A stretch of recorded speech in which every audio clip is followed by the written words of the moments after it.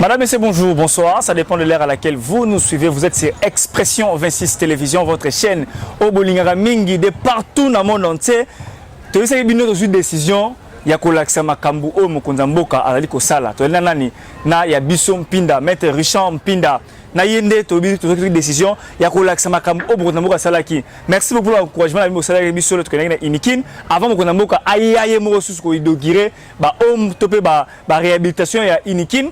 To yaki biso d'abord kotala ndenge ni makambu ngo ezali kuna na inikin bosepelaki na yango mokonza mboka akendaki atalaki yango lisusu.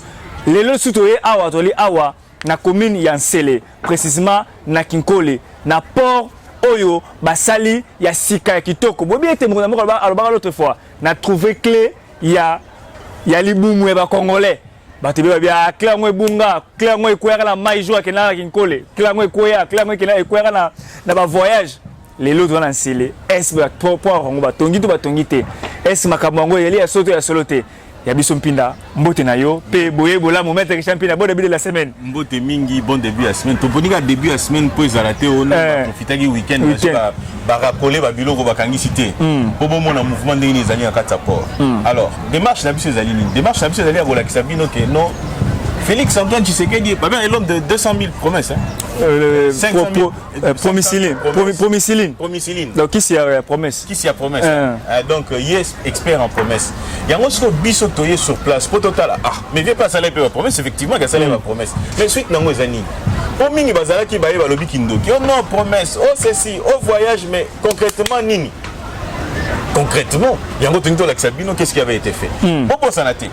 Et ça, la Moutoumoko, Oyo, tant que même dossier wana na presse, tant que même pas bosser la politique, tout à fait. Tout le monde peut rencontrer tout le monde, mais au salaka projet. Certes, vrai que Baroula Kayo, la bateau est baligny qui est mort et qui est libosoté, Baroula Kayo. Mais où en sommes-nous aujourd'hui? Est-ce que Tshisekedi a salaki la sourde oreille, que Tshisekedi a talaki sika moussou surtout Tshisekedi a sali de manière à ce que Fongo là à ton série pour la côte Sanakati.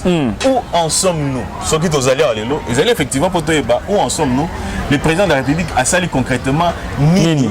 Tokomi Wapi pour Nzale Lekit. Nzale Lekit. D'ailleurs, moi je suis pour la mettre au lobby là, on peut être na souka.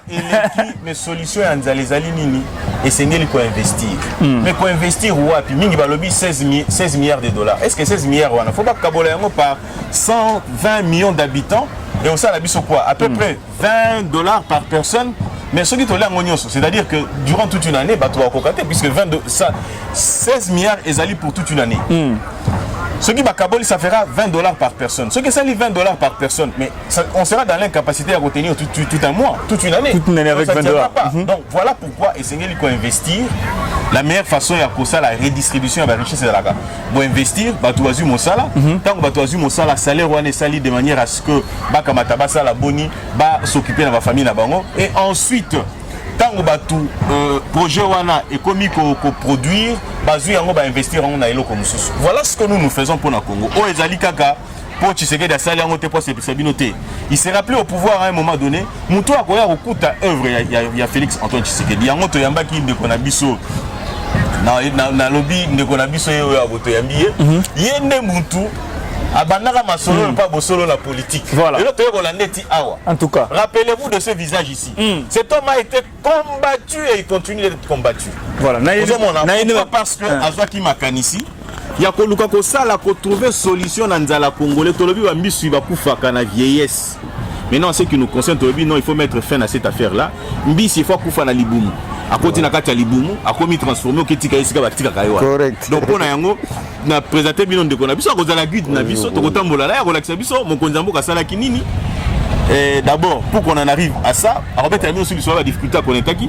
Et puis, les sous-sous, Tokota, la difficulté, nous avons connaître les lots, l'obstacle, nous avons connaître les lots, et puis, tu vas venir nous voler. La ligne, on a rappelé le Romoro. N'a informé bien de l'Oromo na CP là. Quand je suis arrivé sur place, na yebaki te que ningwa. Et pourtant dans mon konzambo kazo sala eloko ba bengi loi d'approbation militaire. Ezali pona kopesa bande kona biso balataka Sokoto makasi ya ko contribuer na ko participer na développement ya mboka na biso. Voilà. Na ndenge nini? To s'appelle la brigade spéciale. Il y a garde républicaine. Ezali spécialisé dans makambo ya agriculture na makambo ya pêche et élevage. Donc tozu quelque part d'autres toza na service national où ils ont ça la masango. Puis sous masango ba melango kaka potopoto te ata soki potopoto faut tia sucre na kati. Voilà. Ata so lam yango fufu et sengeli pe moi musunya za la quelque part. Yango batu ya brigade spéciale au bazali expert na pêche balobi boni tikato ça la congolais azwa mbisi o ekufaka de vieillesse ba tia na kati ya sani. Toko solo wana ndeko na biso alimasi akili bo kanisa ko mona te akili yende balobaka promesse sans vide o balakisa biso ba congélateur ya ba congélateur mais lelo où en sommes-nous lelo ezaningini. Merci. Merci beaucoup, Maître Champinda. Toi, vous appelez. Ndeko akili. Biso to mona ni susu. To no mono la télévision. Star ya muto yo no. Tshisekedi promesse sur promesse. O a trouvé fongola ezapi. Boni fongola ndeko Tshisekedi oyo memela kibiso. Tshisekedi abi a trouvé. A trouvé ki ko na ne. Na maboko na ye. Ndeko akili yo to tamboli kichasa mo bapona kolukai. To ko ina ndeko akili akoyebisa biso ezali nini. Fongolo balobi bungaki na voyage entre comment dire entre ceux qui zalaki entre Namibie na Kinshasa soki New York na Kinshasa soki Chine tonini tolobi o ya Kinshasa d'abord fongolo mokonzambo kalobaki yango ye onde ayaki dango mokonzambo ka trovaka fongola wana pa na yo tolingi toyeba ezali ndenge nini fongola ebunga na nzela to fongola wana eza quelque part. Merci beaucoup Maître Richard. Na CPLP au monoponga pe na landako na bilili. Lelo a eu opportunité quand même à en face pour tout mega ko changer. C'est un point trop sensible. Pourquoi trop sensible? Parce que la première sécurité c'est la sécurité alimentaire. Tout à fait. Les boumwanza les agana matoité.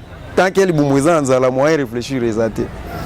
Ngai nazali ancien fonctionnaire. Pour on a bien ancien fonctionnaire pour na abandonner la fonction publique. Na abandonner en pourquoi? Parce qu'il y a tant de raisons pour abandonner. Nous ancien fonctionnaire au ministère de la Pêche et l'Élevage, formé en pêche et aquaculture à l'Académie chinoise des sciences et l'éthique. Donc vous allez former dans Mbongo à l'État? Dans Mbongo à l'État. Ok.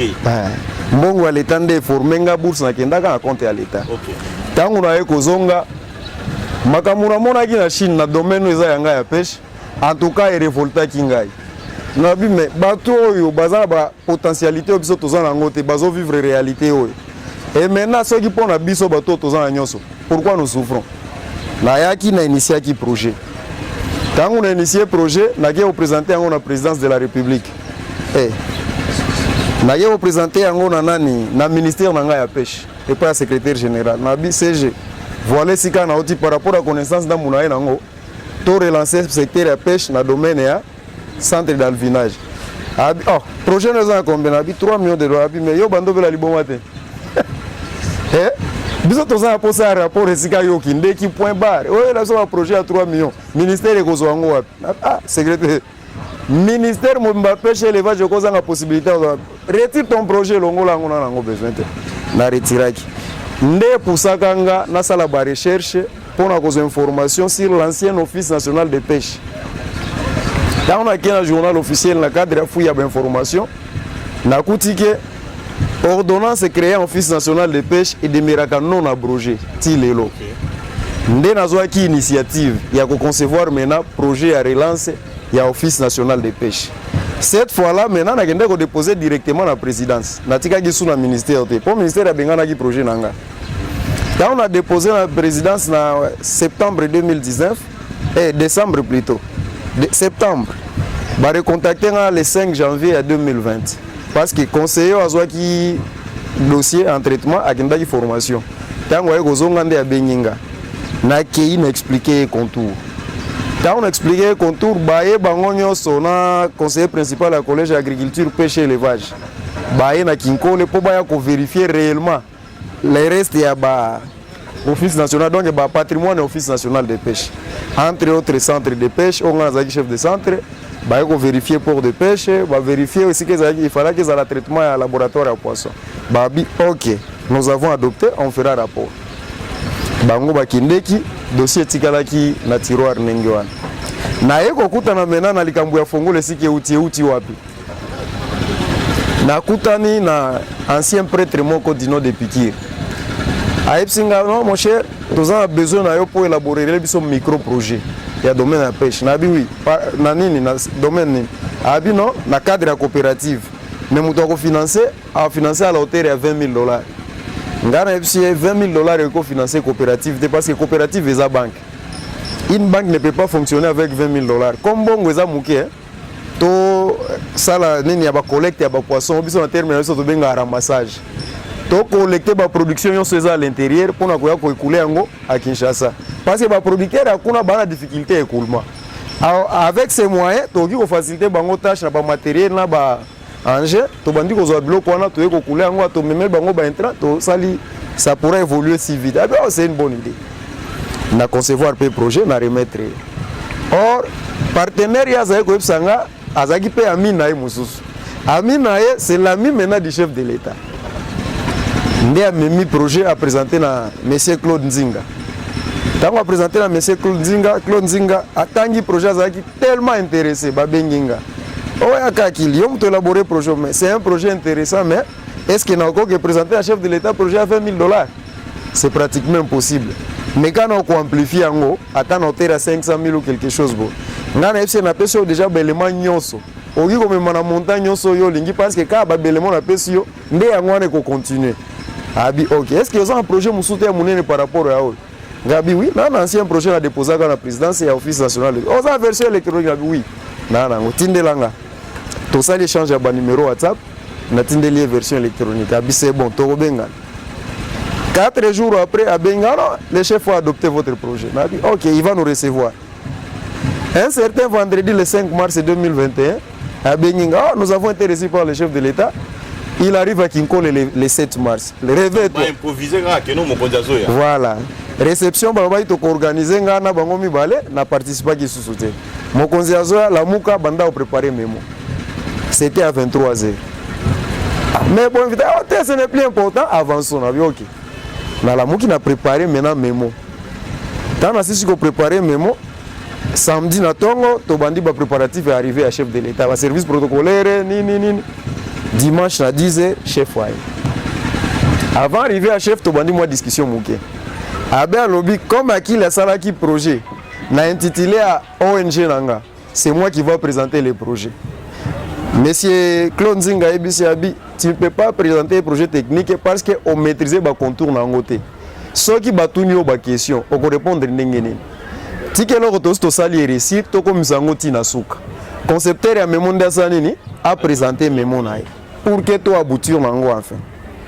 Discussion ti a quoi adopté na ngana ko signer te na tikelo la titi da ko signer.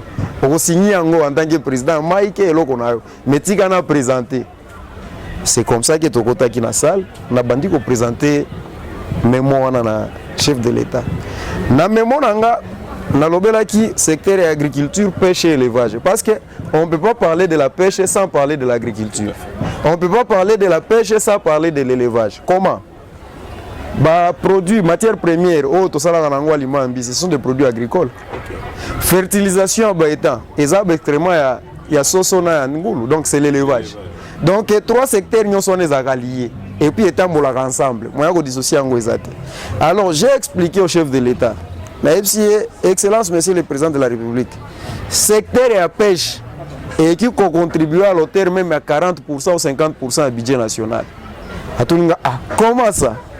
La bande c'est historique. Dans le lobby, nous avons 23 centres d'alvinage à travers la République au Belge.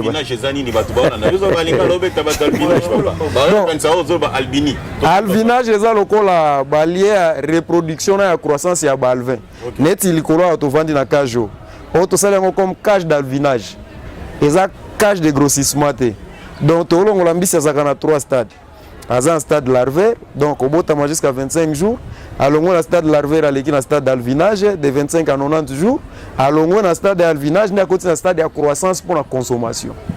Voilà bêta pembis. Babel, je vais dire qu'on a 23 à travers la République. Mais expliquer chef de l'État, on souhaite relancer les 23 centres d'alvinage.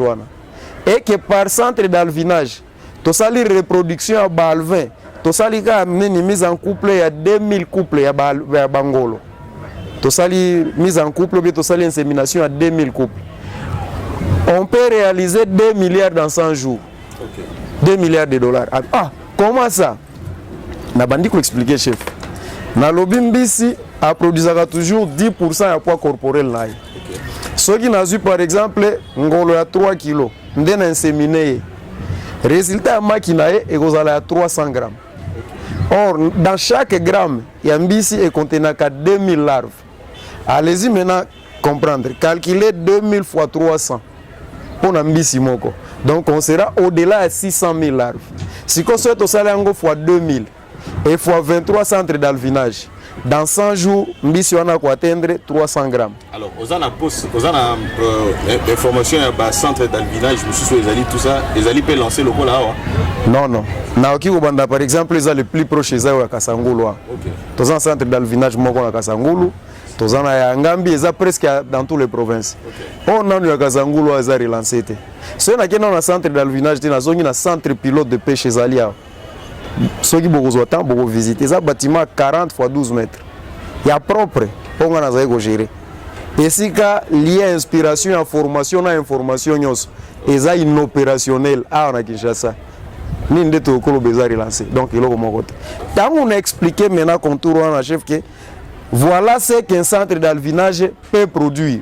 Et ceux qui ont 1000 francs, donc à raison de $5 et à 0,5 $, on ira au-delà de 2 milliards dans 100 jours. Donc, tous en a raison de mon côté, il y a un financement au secteur de la pêche Libanda pendant que qui réalisé en Goa. Contour et explication, on a. Le chef de l'État a eu Fongo la Yakosi Lisanza. Parce que dans la salle qui est statistique, dans le lobby, nous avons 100 millions de Congolais.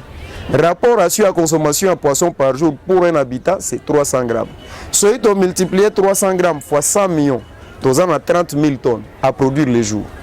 Or, production locale, Yambisi ya Congo, ils évaluent à 20 000 tonnes. Importation à Thomson, c'est 220 000 tonnes. Le total est sali 240 000 tonnes. Soit 240 000 tonnes divisé par 30 000, c'est qu'un Congolais consomme 8 jours durant toute l'année les poissons. Ok. Donc, nous expliquons qui est président de la République, Azalaki intéressé au plus haut point. Bon, comme le bloc on a fait ça, le port de pêche à Kinkole. Et que port de pêche on a Bourgoumé sende à Botola yango.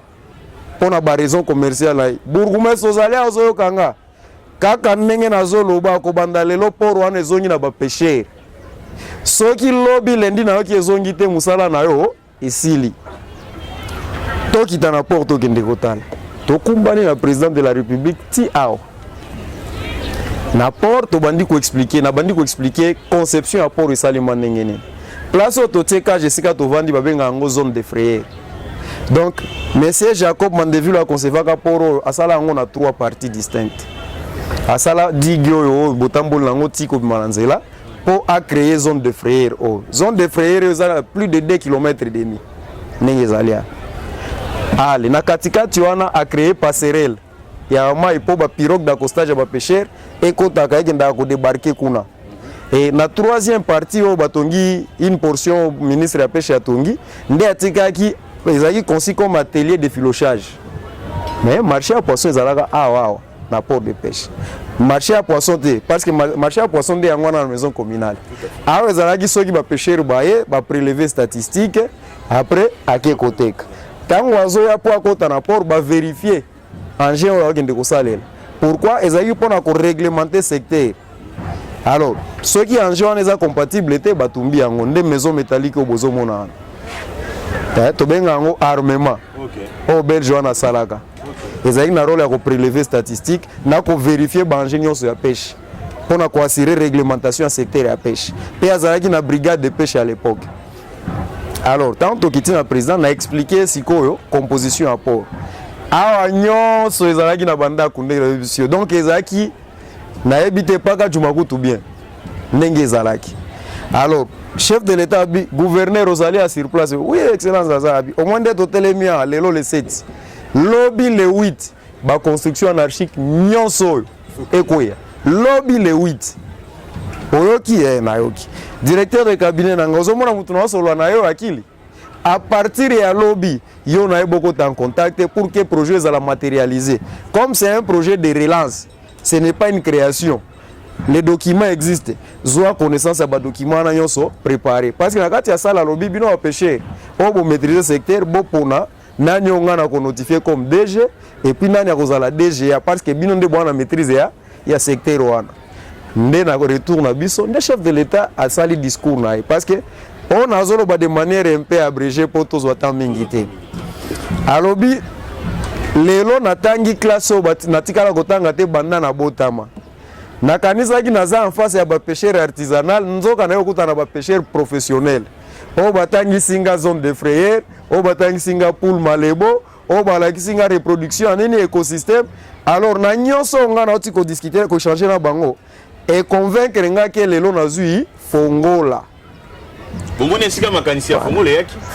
Et ça fantasme est président de la République. Donc ça veut dire qu'à résumer en un terme pour dire que nous on a trouvé fongola, on a trouvé aspect technique et sengeli na sala pour que congolais azwa mbisi na kati ya sani. Pour que mbisi atika kokufa na kati na mai de vieillesse. Ozomona. C'est-à-dire que azuba aspect nyonso abimisi bino abi fongola yango. Mais motuna. Alobi bongo ici. Bon, tangu ya lobby. OK. Na évolué na. Tangu ya lobby. La parole du chef vaut la loi. Tout à fait. Instruction à Liboso Pesaki na bourgmestre a restitué pour et logo sali magate ti na arrivé à garde républicaine. OK. Après ces instructions à Mibale na gouverneur a démolir ba construction anarchique et peut bâtir port de pêche au profit de l'activité à pêche et tika la ko sale maté. Les lots babukine. OK, ndé nazo kende sikoa. Tangu esali ndenge wana le lundi 8 parce que c'était dimanche 7. Lundi 8, va créer commission à relance et office national de pêche à la présidence de la République. OK. À l'insu, en fait, en marge, il y a une instruction. Maintenant, on va créer un ministère de la pêche et sali effort à Kouikartenga. Kagilenyem. OK. Voilà. Ministère nanga et sali effort à Kouanterenga, va exclure na katia nini wana. Va s'arranger avec l'hôtel de ville. Va créer commission. Bah sélectionner batou babandi commission anani c'est alors que monsieur Pikir a obenganga oh non akili totangi projet no office national de pêche sur les 7 directions totikeli yo moko n'a pas de problème botikeli nga direction yo totikeli yo direction d'exploitation. OK, maintenant biso to ngito relancer office avec 50 personnes narobi oh 50 personnes oui banani bakwasire administration banani bakwasire production. Parce que démarche à chef de l'État zalaki nini on a lingi batu ba comprendre au bazolanda démarche à chef de l'État zalaki production et zalaki ba construction té démarche à chef de l'État zalaki que après passage naé 6 mois ou plus tard décembre 2021 parce que zalaki na mars tout tia ba poisson autoproduit sur les marchés. C'était ça le souci et l'objectif ya chef. Mais on a mal compris et mal interprété par les exécutants. D'abord au départ, bah écarter nangane équipe nangane sur initiateur et projet. Bah tiens biso à côté. Et ceux qui ont raté, bah mon que ce bâti kinga libre et go créer toujours difficulté. Bah bandi go traquer ngai. Ministère de pêche de babenga nangana nda ko ngana ménage avec na centre de pêche. Bah bimisa ngana nda ko avec 50 policiers et à 11h sans préavis ni forme de procès. Bah benga ni ngana kei. Na komi pesi kana kendaki 3 mois après baye ko buka bakotelinga na ndako. Oh, na isiko kendaki. Oui. Baye babuki bakotelinga na ndako. Tango bakoti na ndako heureusement ki nazalaki te, baboy ko zo bilo mususu baye ko zo ka ordinateur na sala ka box na ba flash disk. Po ba effacer ba trace ya bilo ko nyoso na za. Oubliant que ba trace nyoso utaki na mutu ko reproduire mususu. Alors ba écartenga. D'accord, pas de problème. Natikali maintenant na bandi ko former main d'œuvre parce que eloko ebomaki office ebomaki te office national de pêche ekufate ezande en faillite ti lelo. OK. Eloko sala que est tombé en faillite ezaki nini manque de personnel qualifié parce que secteur de pêche il faut mutoza la former et informer loko ba pêcheur na biso baza former informer c'est pourquoi ba demeurer ba pauvre. Or monde de pêche eza monde de bariche eza ba pauvreté. À l'instar du centre de Sikanga qui formé l'académie chinoise, Bango na ministère de l'agriculture, pêche et élevage, secteur de pêche, production locale na Bango nyos, 10% de kindak exportation, 90% à consommer à l'intérieur. Or, ces 10% exportation et coûte 165 milliards de dollars l'année. 165 milliards de dollars l'année. 10% à exporter. Alors, nous avons fait la science pratique et la théorique. Alors, bon, comme Koto Besclir, Tika a préparé main d'œuvre, tout se débrouiller. Nous avons une initiative à créer une structure privée. Na créé structure dans établissement privé na dénommé yango Akili Consulting Field Center. Quand on a créé structure privée, GI a formé 500 personnes. Na Kinshasa 370, na Est 130. Donc Nord Kivu et Sud Kivu. Na compé na Sud Kivu ministère de traquenga tikuna na vie de recherche. Oh. Oui. Avant la kende ba pesinga fait des routes. Balobi prise en charge par les organisateurs. Ba organisateur ba fouti billet hôtel na ki. Deuxième jour nanga après interview na salaki na radio Okapi na Goma, ministère est lancé avis de recherche contre nga. Oh. Oui. Mais il m'a appelé chauffeur. Na fait des routes naï. Voilà, et loko tindanga na kima na iko lekela pa Rwanda. À partir ya Kigali nde na zui vol na zongi so Kinshasa. Okay. Parce que moi na zongi le pas mbiso za quitté. Na za ki rechercher partout. Tant na ko zonga na continuer de marcher nanga. Na continuer de marcher, bango peut continuer de marcher. Comme président azwaka 3 décisions immédiates. Il y a liboso za ka restitution à port de pêche. Okay. Il y a mi balé zalaka mise en place ya coopérative. Il y a mi ça to zalaka relance et office national de pêche. Alors, restitution à port, batikelaki bourgmestre. Démolition, gouverneur. Mise en place à coopérative, nde parti autant que M. Claude Nzingane piki bamoni ke toyokanite, ba récupérer ango siko ba présenter ango na chef de l'état que non, biso nde bakolo coopérative. Coopérative biso to salaka ezaka coopérative de pêcheurs de poules Malebo. Alors, pour pas se démarquer na biso, bango basali coopérative coopérative de commercialisation de pêche. Basali ya bango pour se démarquer na biso. Alors, totika ki bango ba invité chef de l'état le 10 juillet aya ko inaugurer coopérative wa. Or financement on va financer la coopérative et ça dans cadre ya projet d'ensemble ya office national de pêche na activité à pêche. Présidence de la République finança 712 000 $ na coopérative wa. Na 712 000 $, on y a réhabilité ta bâtiment à l'état où ils ont achevé na prince. Baké ba louer local na boulevard. Oh bon na copécop ba louer. Tant ba louer ba sombi 3 congélateurs, ba défi 3 congélateurs et sali 6. Ba ti angwana, ba négocier na papa mariage, ba zu quelques poisons, ba charger na nini. Ndelo ko ba bengaka mena chef de l'état ya ko inaugurer. Le 10 juillet 2021. Après passage à chef de l'état, kokende ndenga nazwaki ba ici mususu o e permetta ki ngana atteindre directeur de cabinet Guilenyem à recevoir ngana bureau na e na expliquer ye contour. Tant on expliquer ye contour, nde alobi nani abengi ministre la pêche, c'était vers 21h. Abi monsieur le ministre ça puis on a déjà d'accord. Abi OK. Tu es ministre depuis que tu es arrivé ministre de pêche. Tu te souviens d'un certain Akili Fataki John? Ah bien, c'est mon agent. C'est un cadre dans mon ministère d'ailleurs. Ah bien, ok. Qu'est-ce que tu as fait de lui depuis que tu es ministre de pêche et l'élevage? Oh non, excellence, Pétiona Yoka Batouté, Azar Rebelle, Azar Teti, voilà. Directeur de cabinet FC, est-ce que tu as besoin de rébellion? Tu as besoin de résultat à connaissance? Yo, tu es ministre de la pêche. Tu n'est pas du domaine, mais tu devrais te servir dans l'expertise au ministère. Yo, comme ministre, au bandit qu'on combattre l'expertise pour produire quel résultat? Alors, démarche nous sommes au cabinet nanga. Il y a une commission qui mise en place. Na annulé yango. Port de pêche yo lingyo au négocier au sende yango ande au ticket l'hôtel de ville une partie. Yo récupéré une partie. Port de pêche on les a créé depuis 1957. Donc ba Belge batika yango, Mobutu a géré yango, Kabila a géré yango, biso pe tokotika yango dans son ensemble. Ozope sa hôtel de ville une partie à port de pêche. Pour ça les la yango nin. Rôle hôtel de ville à port eza nin. Pardon, nangi wa boy. M23 zanga muto azora mandu quitté. Voilà. M23 ils allaient mutunyo so combattre ba projet nyoso ya Félix Antoine Tshisekedi Tshilombo ou ezo kene na sens ya mboka. Ça dit que congolais nyoso alingi Congo.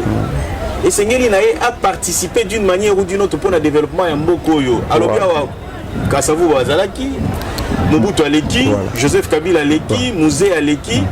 Mais Congo ya l'habitant biso to zate to tika na banane. Surtout tiki ba structure ko permettre te mboko ekende liboso. Na yango congolais nyoso esika zali. et Sengeli Nae a participé. Bah, M23 baza partout. Lorsque nous disons que tous ont infiltré à tous les niveaux, ils ont en armée. Ils ont un bateau, ils ont Congo et ils ont développé. Pour Nanine. Et lorsque qui te lobby, c'est-à-dire que les importateurs vont avoir un problème. Voilà. Ne voyez pas seulement que nos ministres sont Golo Pakala, mais voyez aussi ceux qui sont achetés par les opérateurs économiques. Voilà. Donc c'est ça la difficulté en réalité. Les difficultés à bateau Balingi, Congo et décollé. Congo et ça les locaux côté pour que Bango va continuer comme ça la va faire na Bango. N'oubliez pas que l'économie en Boka la est contrôlée par les occidentaux, plutôt bateau Libanda, expatriés. Mais si quoi ça là que nous avons la difficulté à contrôler les prix sur le marché. Voilà. Bah projet le lengo boye et comme ça là que nous avons la maîtrise. Il y a contrôle, il y a prix sur le marché. Bah mesure il y a boye, projet il y a boye, technicité il y a boye, expertise il y a boye. N'est qu'on permettre biso congolais alors bah je suis fier d'être congolais. Pourquoi pas le ventre affamé à point d'oreille. Alors ici, tout ça, nous regrettons ce qui est Sili. Le président Félix Antoine Tshisekedi Tshilombo a la volonté à commémorer Congo quelque part. Effectivement. Azali la volonté à que que Congo qui est de Liboso et Seigneur na biso ça la boni. Toi accompagner. Mais Bitumbeza partout. Bitumba contre Félix Antoine Tshisekedi Tshilombo et ça partout. Voilà. Na bato azo ça la confiance. Na bato azo senga pour accompagner. Yango Congolais bonga zala vigilant. Voilà. Développement ya Congo est à mon côté. Effectivement. Les Arabes n'ont pas Tshisekedi, c'est le mot. Soko Tali, la loi portant statut à l'ancien président de la République. On comprend que ceux qui, président Félix Salomon, a pouvoir, à l'aise. Très. Très à l'aise. Il sera pris en charge par l'État. Voilà. Des années et des années, il le sera. Mais il y a un gars qui est l'année, il y a un président de la République. Il y a un président de la République. Il y a un développement, il y a un Congo, il y a affaire, il y a un moutonnier. Les opérateurs économiques au Baza Batoualibanda, ils contrôler l'économie. Et lorsqu'on contrôle l'économie d'un pays, ils ont même en temps d'indépendance politique, vous soyez en attends, mon goloté. Vous avez on peut continuer. Ok, merci. Nangi, si nous explicité car en anglais au Tikolo. Pourquoi dans l'action maison métallique? Parce que la souveraineté alimentaire commence de la production à la consommation.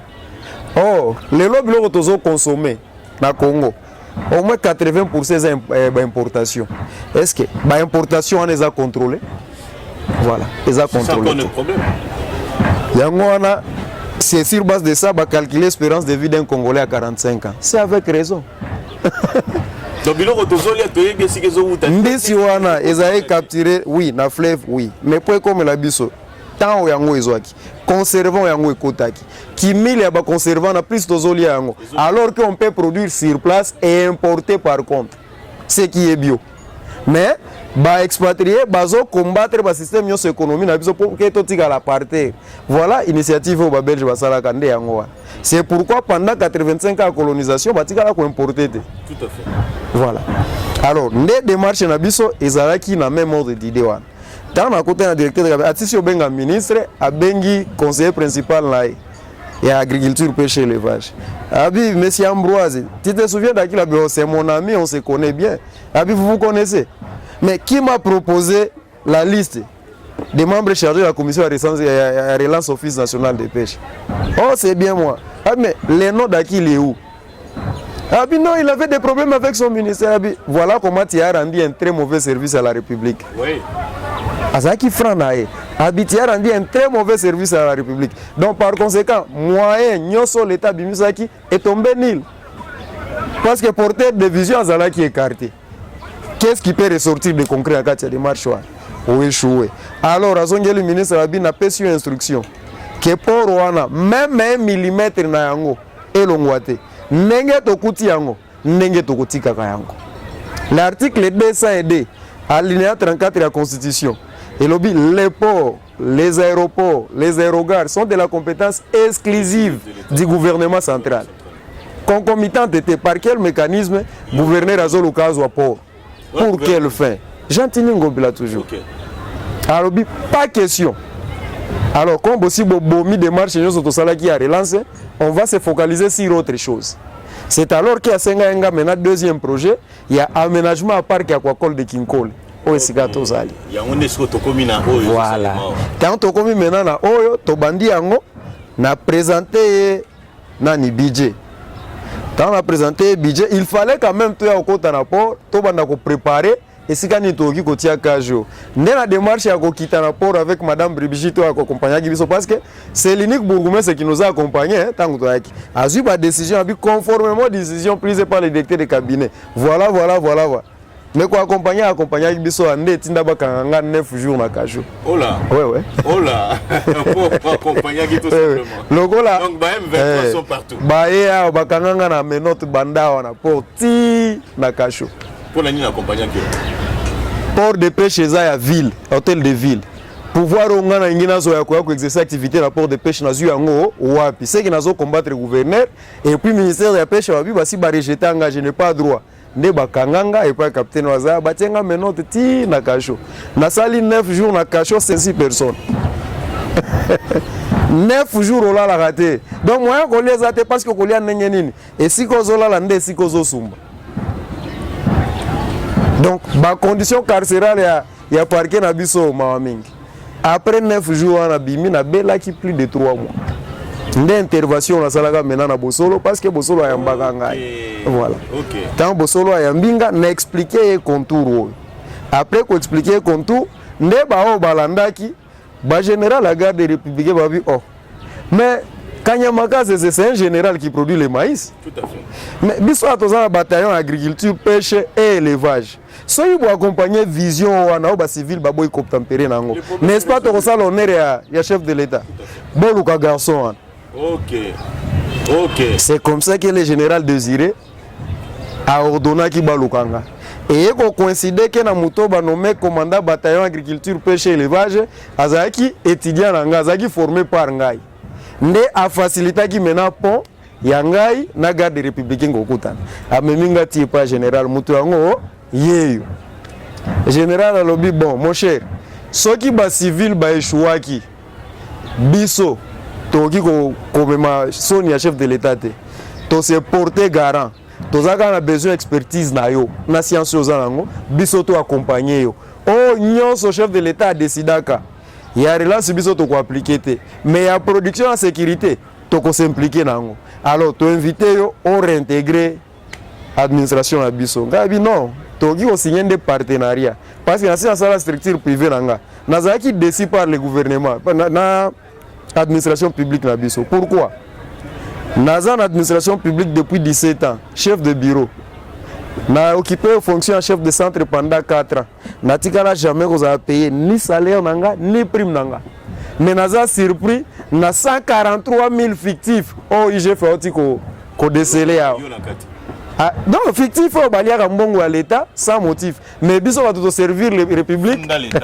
Tout servir République. Til les lots 17 ans. Katika ko bénéficier nango. Alors, si mon général n'a qu'à répéter sur erreur. Comme la séance est lancée qui n'a privé, n'a qu'à demeurer na privé. Alors, j'accepte parce que c'est mon domaine. Et c'est initiative nanga. Et plutôt soutenir vision chef de l'État que nous avons le devoir d'accompagner pour le bonheur des grands nombres. Parce que production ambitieux Gobimawa, et ça tout Congolais à Goliango, riche comme pauvre. Or, c'est ça ma démarche. Nandimi, mais tout ça en des protocoles d'accord. La Bible, ça, la commandant bataille. C'est comme ça que tout ça qui accord structure manga établissement manga CFC avec le bataillon agriculture pêche et élevage où ils ont dirigé la major Maurice Barabar. Tant tout ça li ndé gère à déployer maintenant effectif ba militaire au monde. Voilà. Ndé naïe kozongela activité. Tant tout déployer nzele zala quitter. Il aurait fallu casser la table wana nyonso po mutu ka kamas d'abord écoute. Toye to installer tant ici que ça na 4 ya mai. Tobandi obimsazelo poto remplir tant efanda batuba zo sika ya kolala. Alors neto sala qui démolition à bangar nyonso au gouverneur a salaté pendant 2 ans, c'est l'armée qui l'a fait. OK. Armée sali yango ba démolir biloko nyonso ndele lozo mona pour réseau respirer bon. Après qu'on démolir, to sali ba convention ya armée avec un partenaire au monde azo signé mabaya wana. Nde fournisseur ya babwa. OK. Vous comprenez? Abandi au fournir biso mabaya. Major a se coupé corps et âme, to sangisi ba moyens propres. To la qui de quoi nous sommes capables pour que Moutou atinda ki biso mission, aïe sa chef de l'État que voilà votre vision est en train d'être appliquée au Goki maintenant qu'on tient moyen. Voilà sika to komi na gere yango. Tango gere aye to buki. To bandi nini yo. Na vers fin du mois d'avril, plainte mosusu contre biso. OK. Balancer plainte contre biso, mandat d'arrêt. Ekiti yangai ya major na élément na biso moko. OK. Bakanga biso. Quels sont les motifs retenus à notre charge? Démolition. Il y a la construction. Or, démolition, c'est sali. La décision déjà est à la radio. D'abord, qu'est-ce qu'il y a? Moutounion, son construction, il a un titre d'occupation précaire et révocable. OK. Vous comprenez? Mais vous condamnez, il y a un acte de vente. Commune de livrable, on va titre de précaire et révocable. On va renouveler chaque 6 mois. Pour dire que c'est la propriété de l'État. Et à tout moment, l'État voilà. L'État est kobuka pendant que bango bazala quitté. Baki maki inondation. To buki. Plainte na bango yango wana to démolir biloko ya bato. Deuxième plainte. Attends. Oui. Tant bazolo bakebino bo démolir. Qu'est-ce qu'ils font de la décision du président de la République? Non. Nous n'avons pas un document par rapport à ça, c'est ce qu'ils nous disent. Mais non, mais vous avez imaginé, puisque la parole... Le monde entier en connaît. Ah oui. Vous n'avez pas une lettre par rapport à ça, on ne peut pas se mettre d'accord avec vous. Donc, c'est une infraction. Deuxième infraction, déploiement illégal. Oh. Oui. Il y a un déployé? Major. À se déployer dans le bataillon. Non, à ça, le déploiement illégal, la port de pêche, alors que c'est un domaine public et hôtel de ville. Or, oublions qu'avant le ministère, na samba procès à port au hôtel de ville, na 4e mairie. Na gagné un procès. Et le document existe. Kimbute sika aza Olanda biso ayebi que to samba dossier. Na abandonné parce que na mona que l'État a besoin de 3 biloko na etika. Alors, deuxième nini balobi ke to ko installer to botoli to bengani bureau tenancier. Il y a faire fonctionner guichet unique, to s'installer biso moko. Or, à titre de rappel, il y a la loi de la programmation. Oh yo lobaki wana ya armée. Oh na article nango moko major on a maîtriser yango bien entre 23 et 27. Oh lobi que l'armée peut fonctionner na ba recette à l'état ba taxe pour accomplir ses missions dans le cadre de développement. Tout à fait. One est le premier aspect. Et là, quand il y a Bamboka et Béli, ça la cause de l'Égypte. Voilà. L'Égypte a contribué à hauteur de 45% du budget à Mboka. Voilà. Pour Nani, Bazali dans le domaine il y a agriculture, Bazali dans le domaine il y a tourisme, voilà. Bazali dans le domaine il y a construction et infrastructure, voilà. Tout ça. Et là, on se loba. Au moins, il y a programmation, il y a approbation, il y a programmation. Programmation, oui. Ezali Mobeko, Oeza, pour permettre à l'armée à donner les meilleurs de lui-même. Bon, tant que génie militaire, Bakota, Kabatongi, Nzela. Nzela, on est où, mais la Kakole, on a nini. Militaire sur la Zotonga. Militaire sur la Zotonga, la pona bien à Yété. Voilà. Azota la pona bien à l'État et il est contrôlé par l'État. Azota la faire na Yété. Voilà. Mais pourtant, bah privé, bah intervenant dans l'économie, autant bon la Nzela, 3 mois après Nzela sali libulu. Et puis quand pesani ni libulu ye munene, bah quand sali nyoswala. Et donc, je pense que bisonyo so ba congolais bon na surtout conscience. Voilà. Conscience ya koyeba ngala on le baka et nous on est totika la bano ya biso to bazala. Totika pays ezali construit pour les lots depuis 1960 les lots nous avons une 54 ans voilà. D'âge. Surtout bakisina 4 ans mokonzamboka to comme une 60aine d'années. Oui, 63. 63 ans. Qu'avons-nous fait de cette république? Qu'avons-nous fait de cette république? Mais tous les Congolais, ils collaborent avec l'étranger pour que ça la bonne nuit. Bah détruire. Adversaire Nabiso Ezali, beaucoup de Congolais qui sont autour de Bisso. Et bonito de nos sagabango. Et c'est réellement que ça la marche pour la bataille, on a quitté l'institution. Effectivement. Et c'est que ça la marche réellement pour que ces gens-là, le pauvre Tshisekedi, il est seul à Bundarakaka, seul Yemoko. Et c'est la personne qui accompagner réellement. Voilà. Alors, tu rappelais bango loi à programmation, tu rappelais bango que parce que le gouverneur avait écrit une note circulaire à instruire le bourgmestre de nous déférer immédiatement à la justice parce que nous sommes des inciviques. Les gouverneurs. L'incivique Akili Fataki John et l'incivique Barabara Masingeni Major Commandant Bataillon. Tala gouverneur Azobenga, un officier supérieur et commandant bataillon a géré 750 hommes à Abenga et un civique. Je me suis posé la question, est-ce que dans le cabinet, on a un juriste et Bazalaki avant de remettre un tel document ou comment? Alors, à l'objet, Bourgoumestre a chargé la biso pour déférer biso la justice. Biso a rappelé les principes. Mais à l'objet, le port de pêche de Kinkole est un patrimoine de l'Office national de pêche. Et cet Office national de pêche est rattaché à la présidence de la République.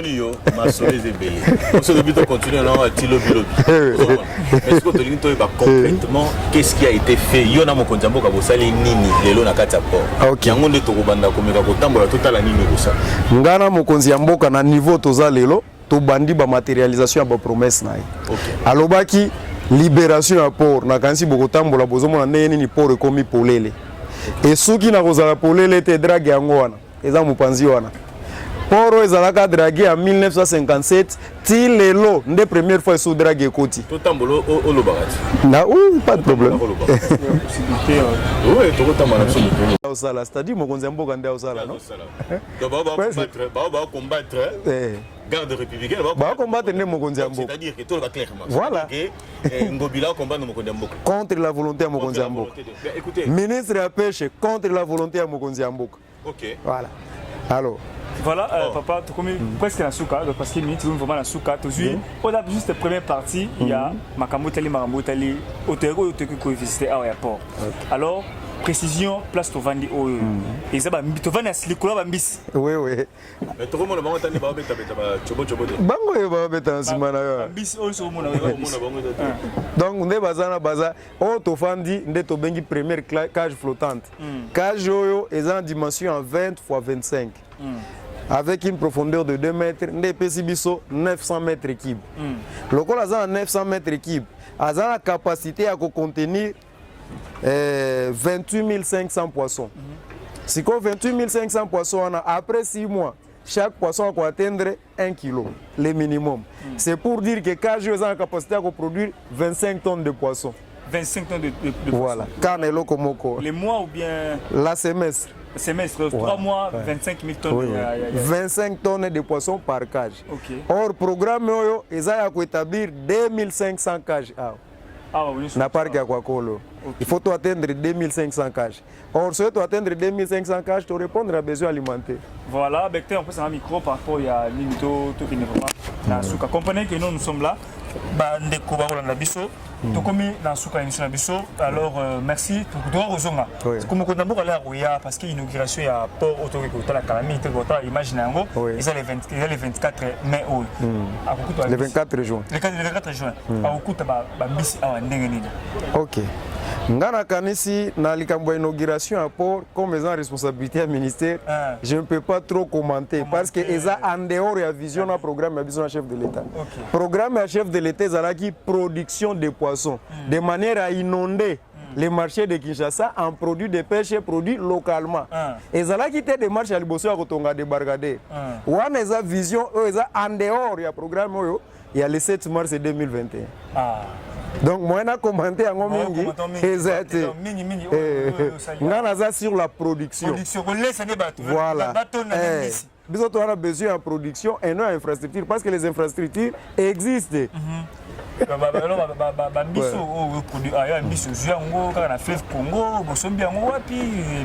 Localement kaka esika to vandi na yo awa nde tozo yango tozo charger ndenge mo to tia na ba moustique kaka awa kaka esika toza na besoin place mususu awa sur place awa